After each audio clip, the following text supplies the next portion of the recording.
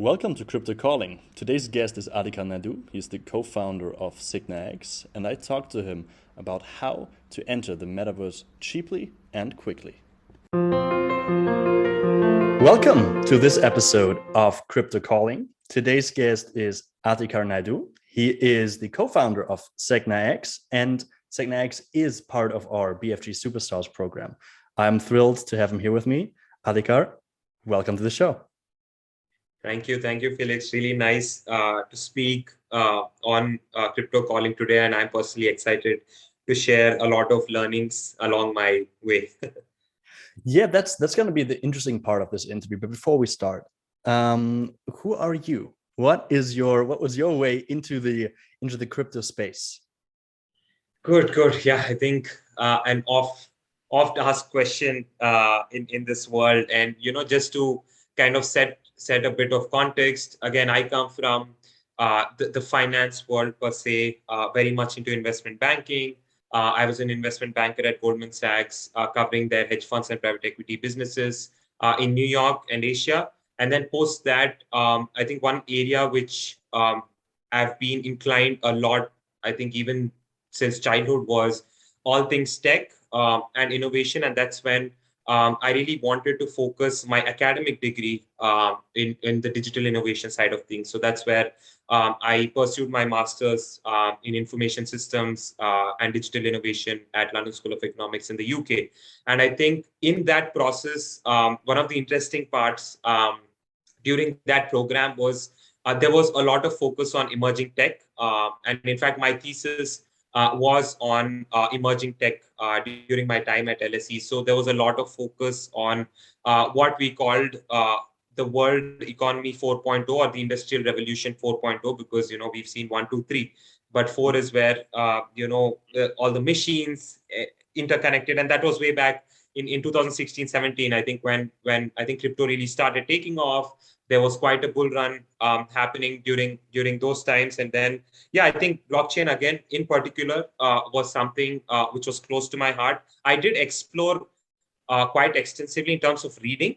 Initially, I would say in 2016 onwards, but then 2017, 18 onwards is when I really started focusing a lot of my energy in that area, primarily more as a learner initially. And then getting on to doing some of the other things within, I would say, the experiential technology world, right? Like, just to give you a quick background, my previous venture, which was acquired a few months ago, was heavily into experiential education and experiential platforms. So we did include a lot of AR, VR, while teaching about entrepreneurship. So there was a lot of entrepreneurship education.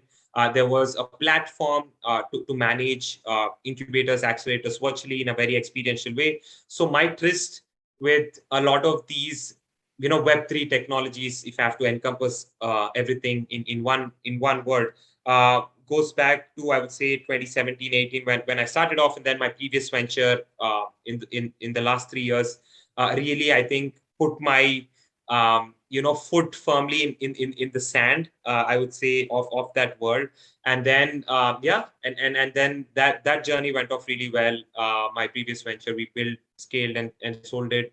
And then, Metaverse and GameFi was something really close, again, to what I was learning. I think over the years, as I said, right, AR, VR is something I've worked around. And this is where I thought, okay, here's a sort of opportunity in the blockchain world. And especially if you would have seen, and I know we'll speak a lot more about this in the call today, is about how I think Metaverse really exploded post the pandemic. Because yes, there was a lot of talk about Metaverse, there was a lot of talk about GameFi, etc. But where people really started seeing value was all of us, right? You and me and the entire world were kind of restricted to our rooms or homes during the initial part of the lockdown.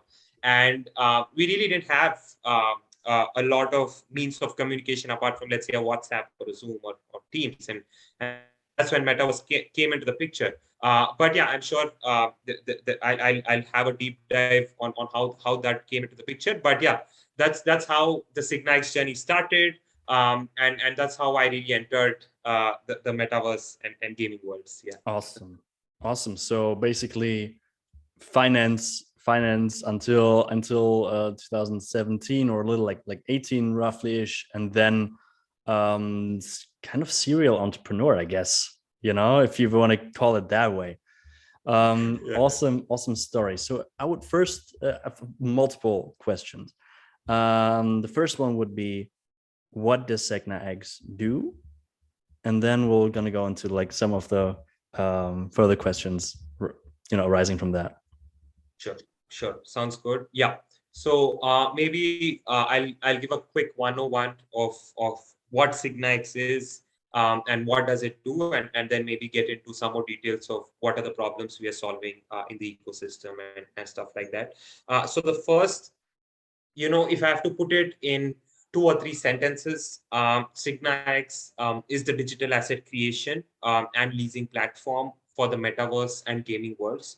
So we optimize, I would say, the entire digital asset production process to make it seamless for any of these projects to acquire assets at scale. And the way we do it is today we are on track. We have 100 plus digital asset creators across 10 plus countries on our platform. Apart from that, we also work closely with specific metaverse projects and gaming guilds to build, create, and deliver these assets. So that's a quick 30-second 101 about Signa X.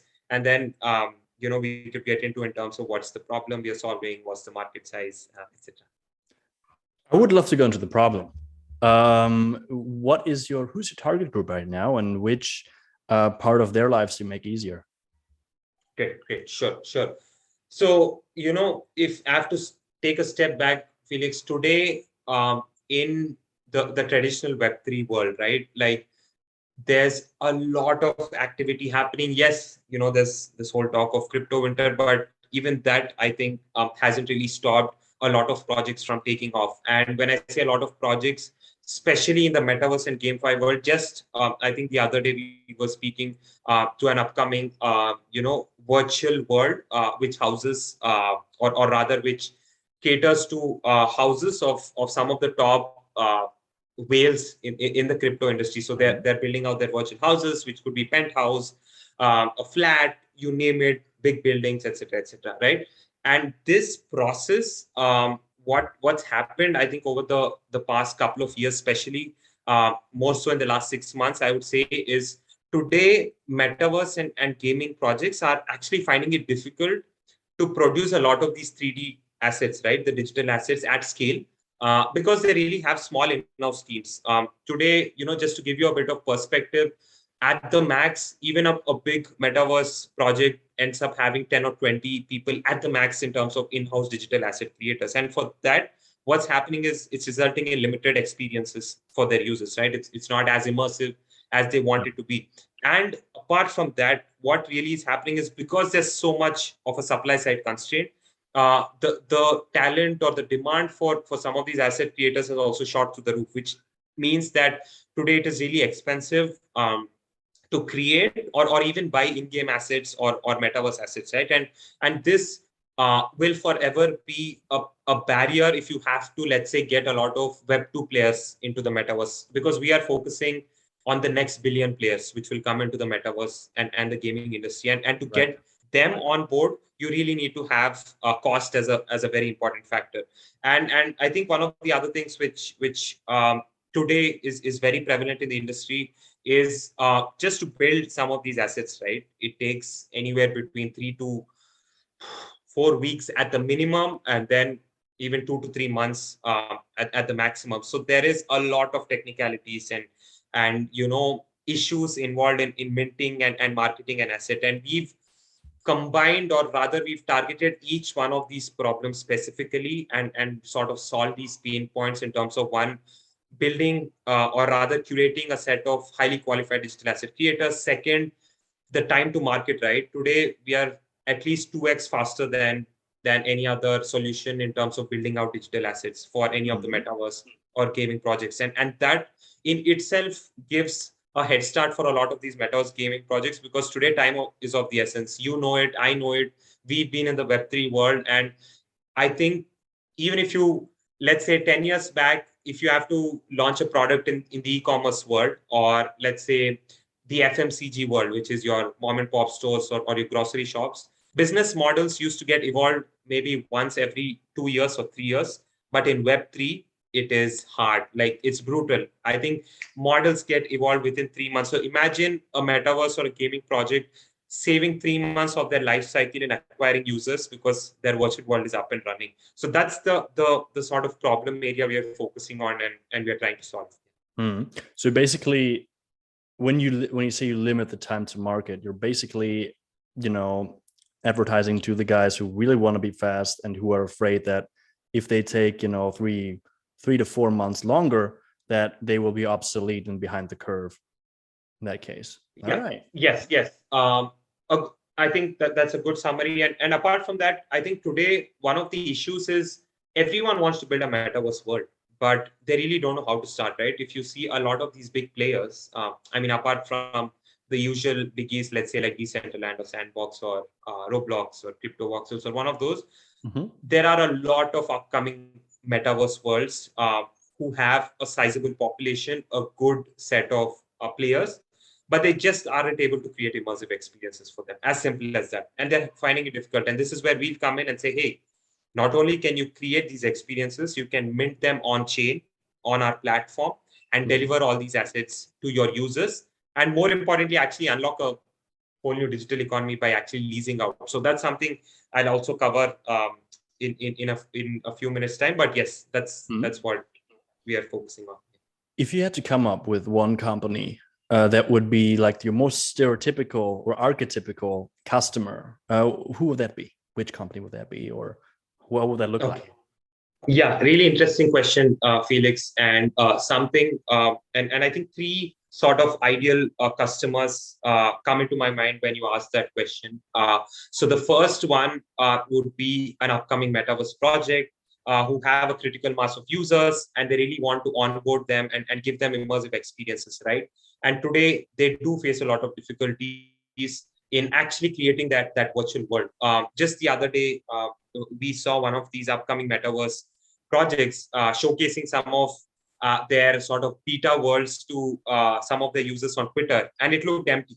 And one of the things we noticed was there was a lack of immersive experiences on that particular metaverse world. I think linking to that, the other sort of question which comes to the mind of a lot of these Web3 projects is the play to earn gaming, right? Like today, it's not just play and earn, which was, let's say, 3 or 4 years back. Today, it's play to earn. That means a lot of people, if you look at Axie Infinity or some of these other major gaming guilds, people are actually playing it as a full-time profession rather than just having it as a side income. I think adding on to that, another very interesting use case which we've seen is, and I've seen it in person, is the in-game economies for a lot of these P2E gaming guilds is grossly untapped, right? Today, people are just scratching the surface. People think Axie Infinity is big. I think we'll have projects coming in 10 or 20x bigger in the next 2 to 3 years. And just take an example, and I want to build a use case of where Signa X is looking to focus on, right? Let's say there's a sword in one of the games, and it has a specific power-up attached to it.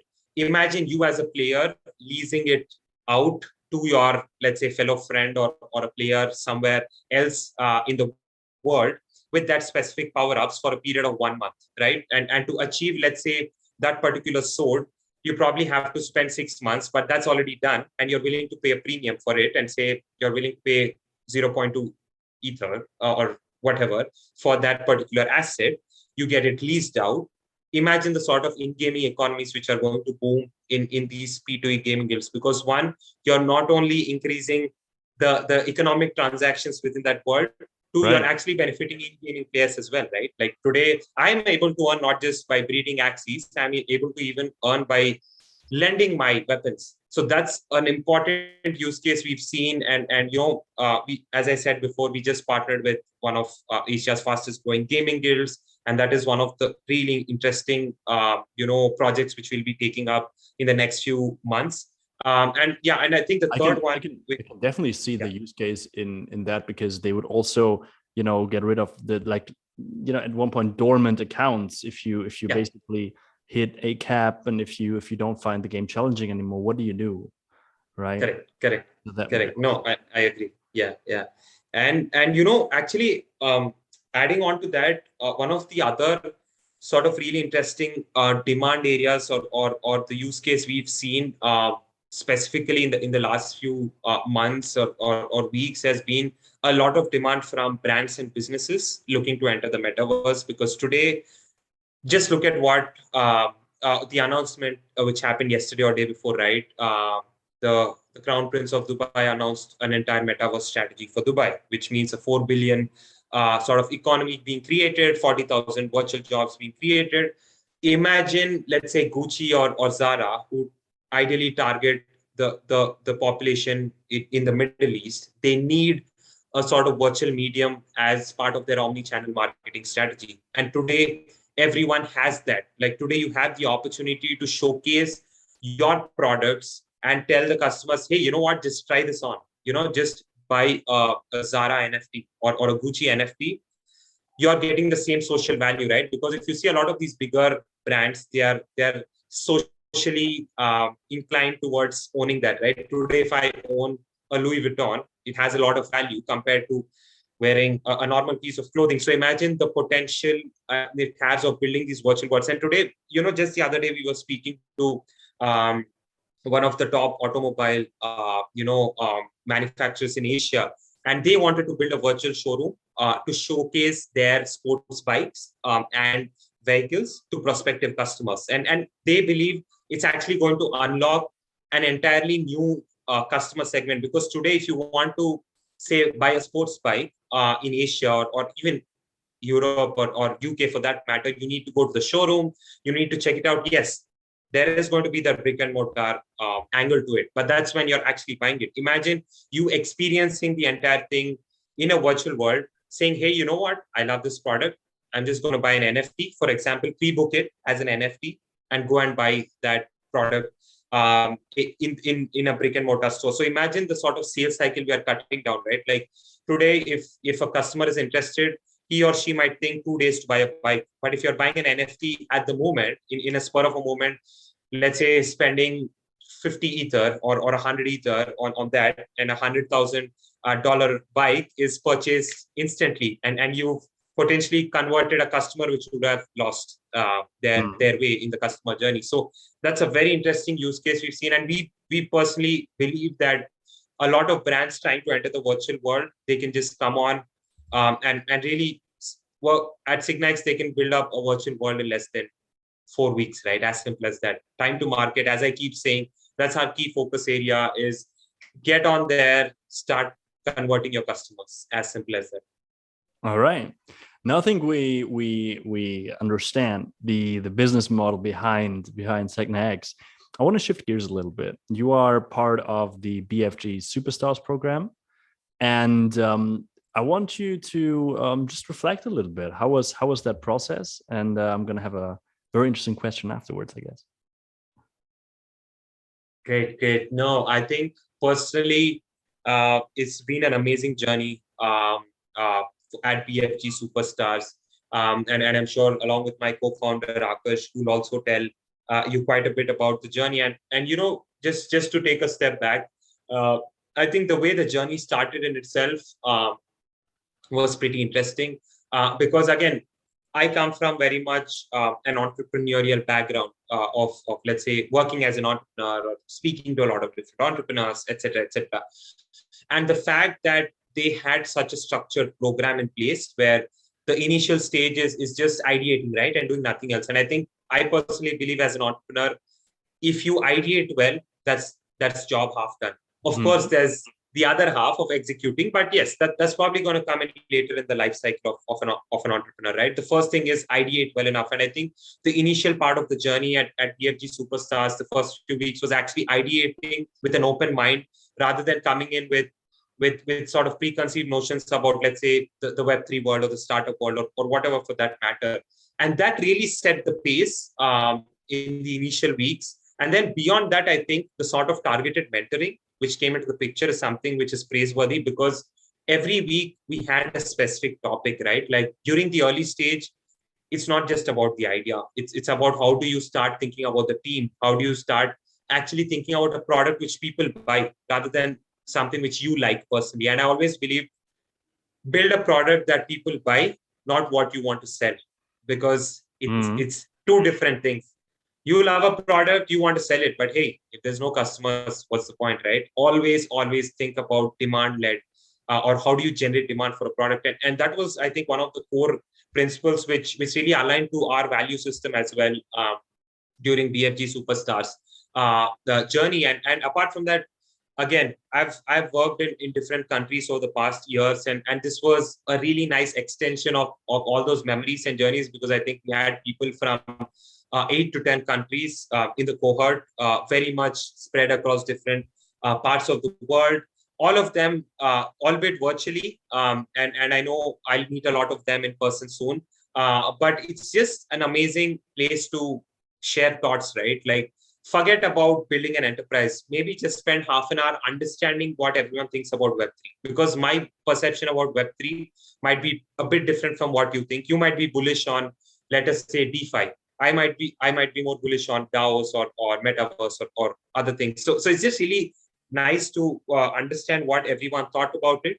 And more importantly, I think one of the key aspects which I genuinely really liked was their emphasis on team building. And I think really finding a solid co-founding team. I think that was the key focus at BFG Superstars all along, is if you have a solid co-founding team, you can achieve a lot more than a traditional entrepreneur.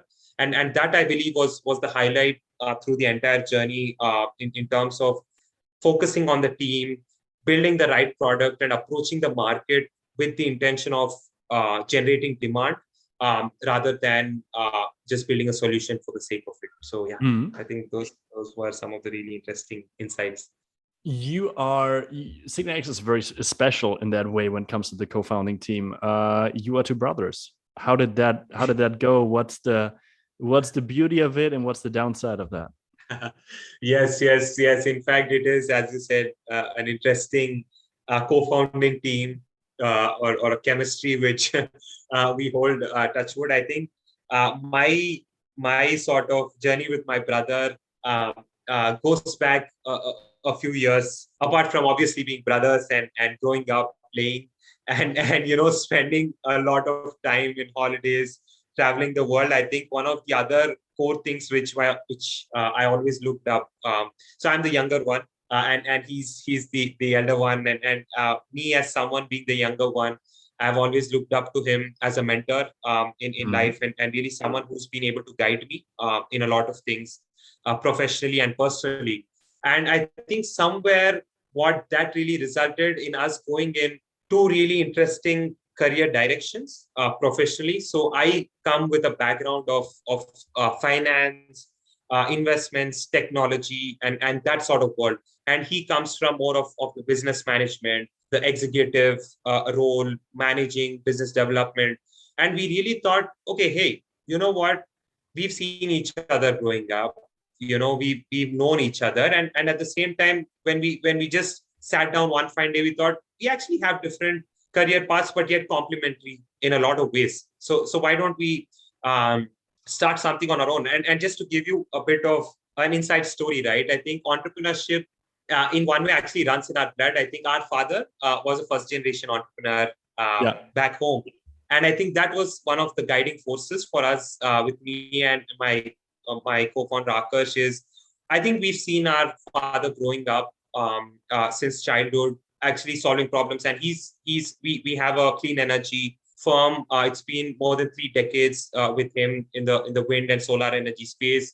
My father went on to become one of the top manufacturer of solar cookers in India during his time. So they were the number one manufacturer. So we do come from a bit of an entrepreneurial background. Again, my dad was the first generation entrepreneur, though, like he was the first one from the family. And I think seeing that growing up really instilled that sense of entrepreneurship. And and that's when in 2000, I think 18, end of 2018, we really decided to take the journey together. And we said, hey, why don't we pool our combined resources together and start our previous venture, which was Startupreneur. And along that way, I think, again, as you said, right, like it's been a journey in itself, both emotionally and otherwise. I think siblings, for one, the good part is the founder chemistry is really strong in terms of trust and making sure. And I personally believe in just one thing.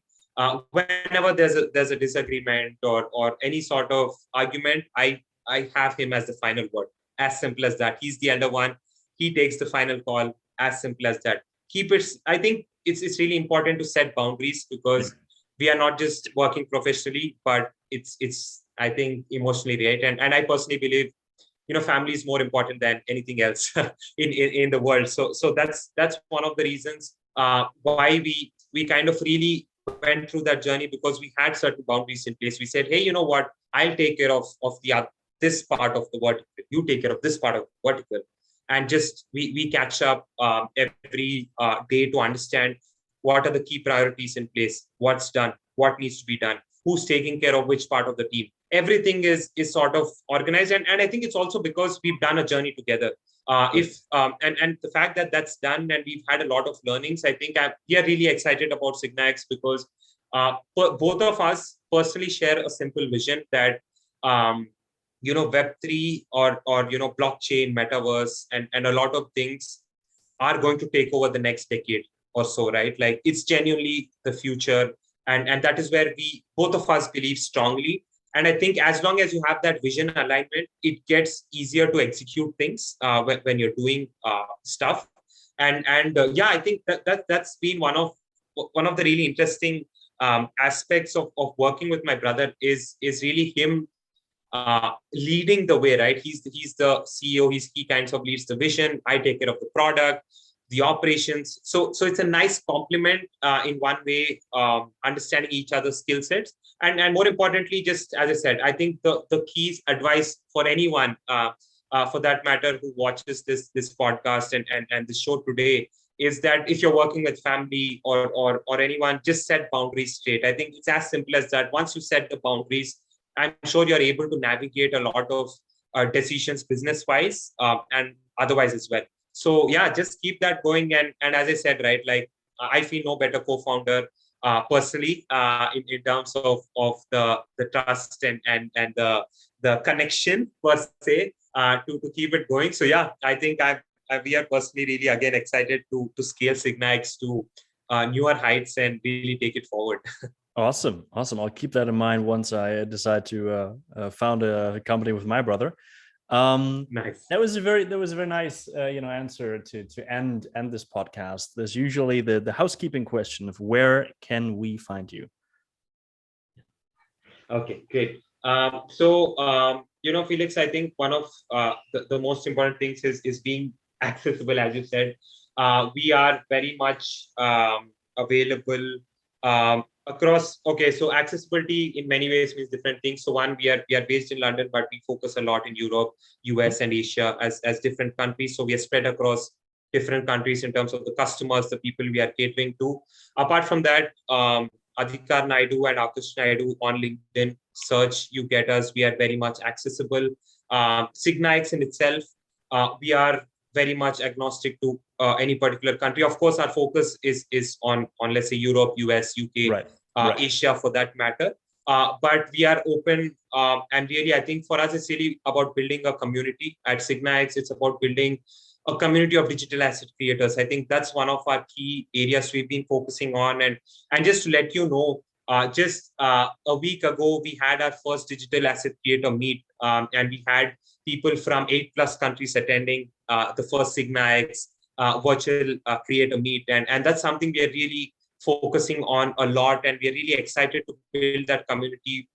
We aim to really expand our creator base in the next few months and the next couple of years. So yeah, as I said, any metaverse project or gaming guild or any brands or businesses, we are happy to speak to you and really work with you as a partner in your Web3 journey. Cool. We will put the links to your respective, online presence below. And again, there's nothing left for me except thanking you for this episode. I learned a lot about the struggles in the space right now, and also how refreshing it can be to work with brothers. So yeah, awesome. Thank you very much for being here, and I wish you a great day. Thank you very much, Felix. Amazing work what you've been doing in speaking to founders and building communities. So keep it going. You always have our support, and see you soon. Thank you so much.